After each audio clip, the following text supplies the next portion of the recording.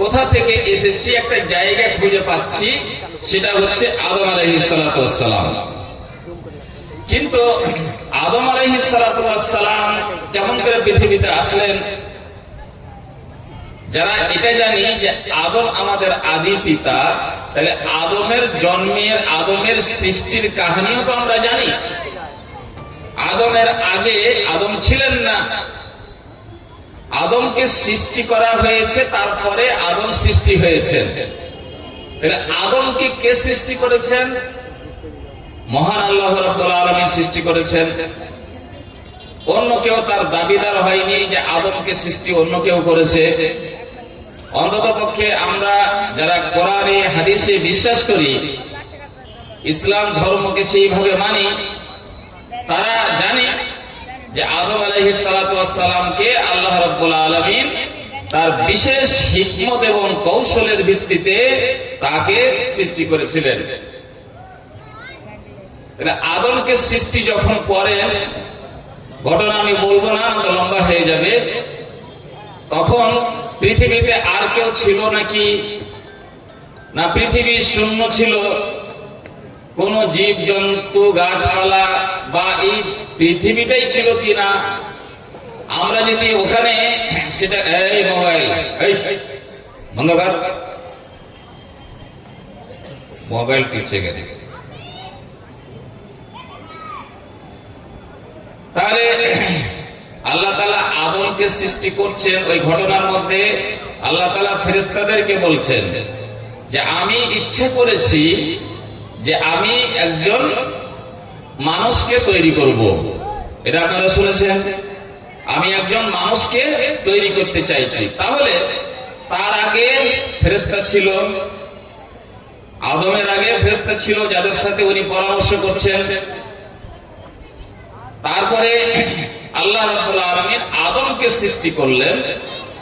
সৃষ্টি করার পরে জিন আর ফেরেশতারা সকলকে সাজদা করতে বললেন।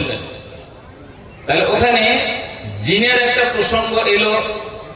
তার মানে আদমকে সৃষ্টি করার আগে পৃথিবীতে জিনেরাও ছিল, আর ফেরেশতারা তো আছে আগে থেকে।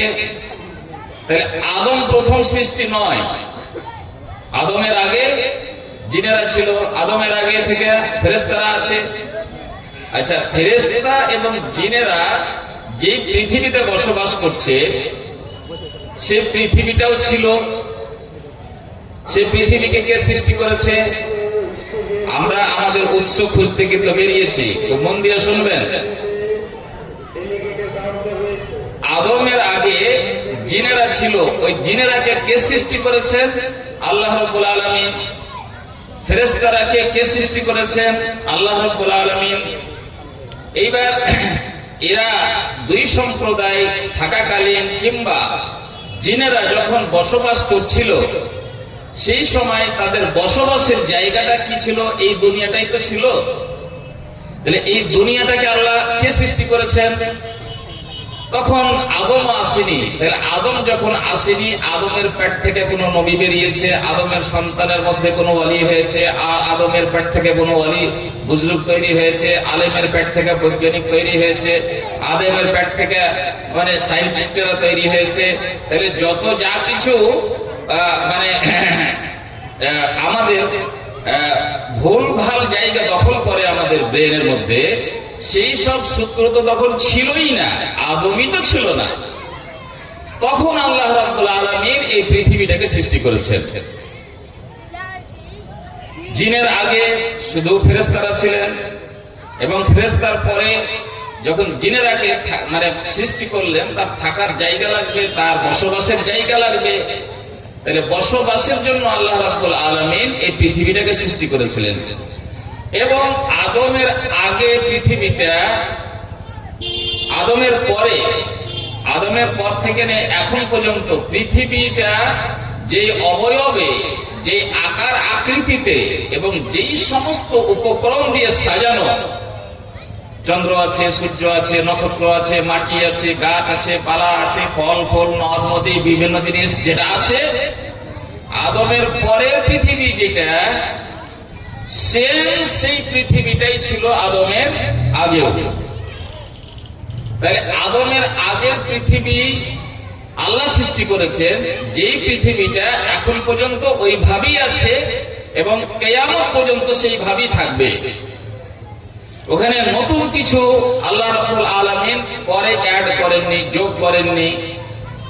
সূর্যকে সেই দিনই বানিয়েছে যখন পৃথিবী সৃষ্টি করেন, এবং সেই দিন সূর্যের কাহিনী শেষ হবে যেই দিন পৃথিবীকে আল্লাহ ধ্বংস করবেন। এইভাবে সমস্ত জিনিসকে আল্লাহ রাব্বুল আলামিন প্রথম লগ্ন থেকে সৃষ্টি করেছেন এবং কোনো পরিবর্তন নেই, কোনো পরিবর্তন নেই, সেটা কিয়ামত পর্যন্ত সেইভাবে থাকবে। তাহলে আদমের আগে জিনকে আল্লাহ সৃষ্টি করেছেন, ফেরেশতাকে আল্লাহ সৃষ্টি করেছেন, তাদের থাকার জন্য, বসবাসের জন্য যে জগৎটাকে সৃষ্টি করা হয়েছে সেই জগৎটাকে আল্লাহ রাব্বুল আলামিন সৃষ্টি করেছেন।